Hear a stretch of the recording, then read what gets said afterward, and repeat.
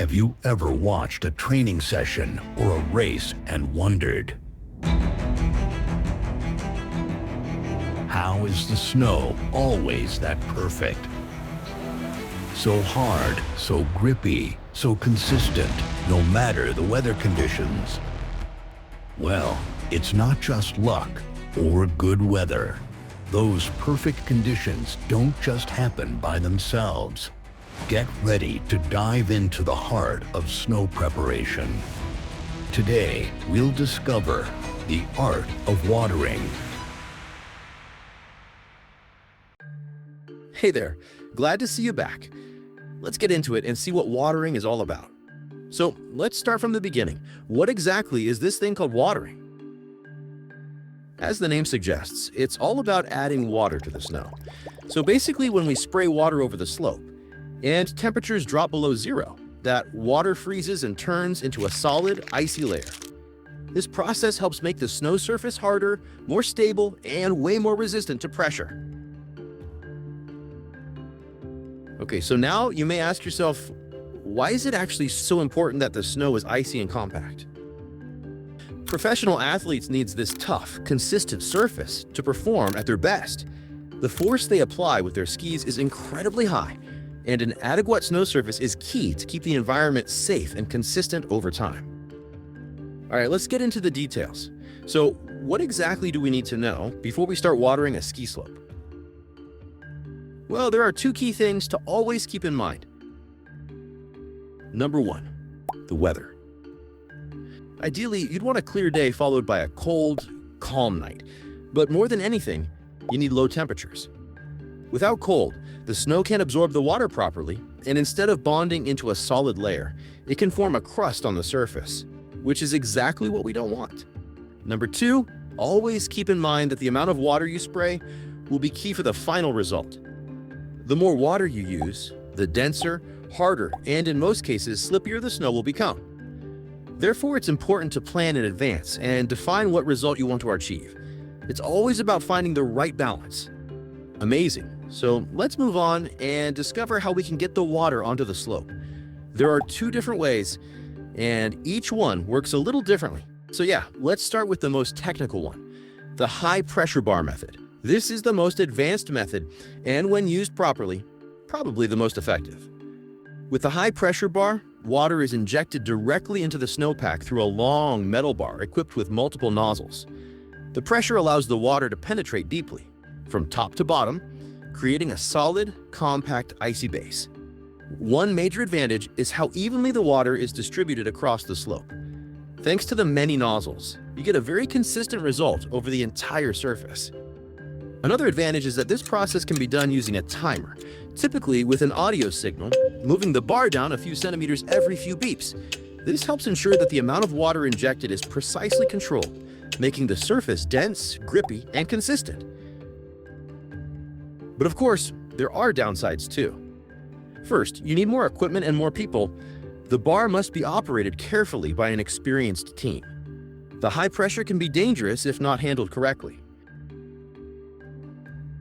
Another disadvantage? It takes time. High pressure bar watering is a slow process, especially on long or steep slopes. Great, so let's move on to the second technique, the hydrant surface watering. In this case, the water is sprayed directly onto the snow surface using a high pressure hose connected to a hydrant. The advantage? You need fewer people. Usually a team of 3 is enough to do a good and safe job. One person handles the hose and directs the water. The second person assists him by keeping the hoses in the right position and helping manage the strong pressure forces, so the main operator can work safely and efficiently. And a third person manages the water flow at the hydrant. He needs to pay special attention on the other 2 people. This person is key for safety. If the team loses control of the hose, he should shut it off instantly.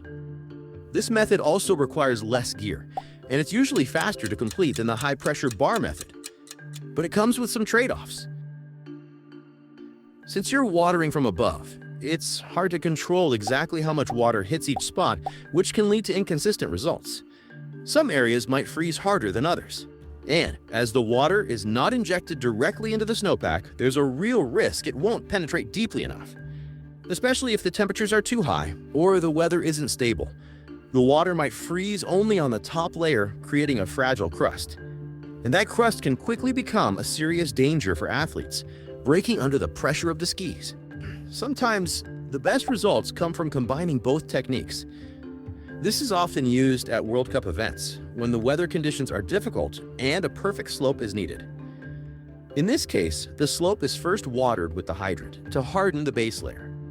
Then, after a proper freeze, a second pass is done using the high-pressure bar, injecting water deep into the snow. This way, you get the best of both worlds.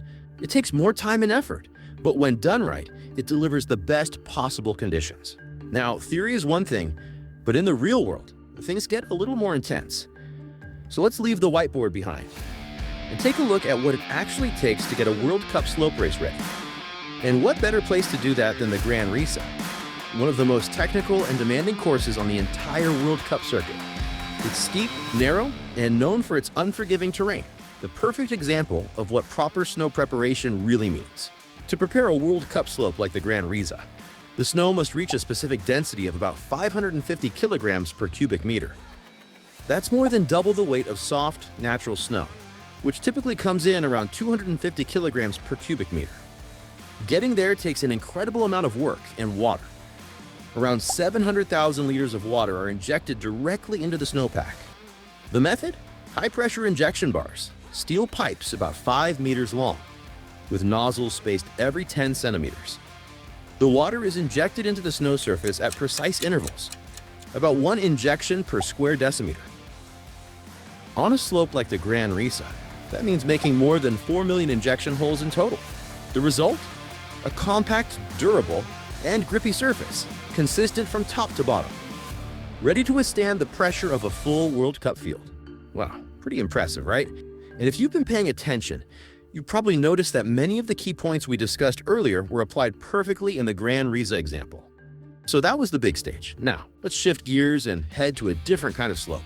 We're heading to Gallina, a ski area in the heart of the Dolomites, where a team is about to carry out a hydrant surface watering for training purpose. We'll follow the full process, step by step, together with the crew on the ground, and a mission to prepare the slope for a high-quality training. Let's take a look. We've already had the slope groomed, and it was already quite moist to begin with. Now we will add a bit more water, and then let it rest for a few days so that the water can penetrate well, and that the snow starts freezing from the surface all the way to the bottom, so that we get a perfect slope at least 40 to 50 centimeters below the surface. It's already the fourth pass, so the base is already quite solid to begin with. Ideal conditions? Always when it's cold. Cold temperatures are key to permit us to water the slope. Otherwise, it can cause significant damage. At the moment, temperatures are dropping for the next few days and weeks, so the conditions should be good. We are also sheltered from the wind here, so we are doing well. It should turn out to be a good job.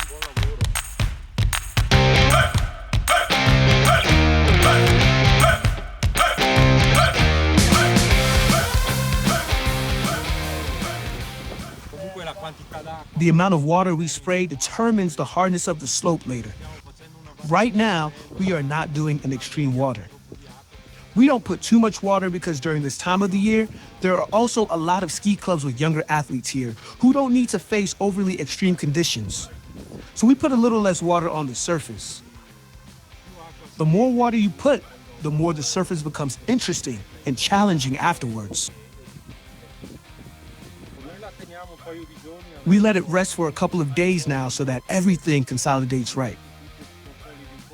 The water should settle properly so that the moisture can freeze well. When you use the high pressure bars and it's cold, the surface should be ready, basically, by the next day. Using the hydrant, like we do, we keep it resting for a bit longer to be sure we get a nice, solid base. And that's it. From Alta Badia to Gallina, this is the hidden side of ski racing. Hope you found this video helpful. If you did, smash that like button, subscribe to the channel, and drop a comment if you've ever worked on a slope crew yourself. We'd love to hear your story. Catch you in the next one.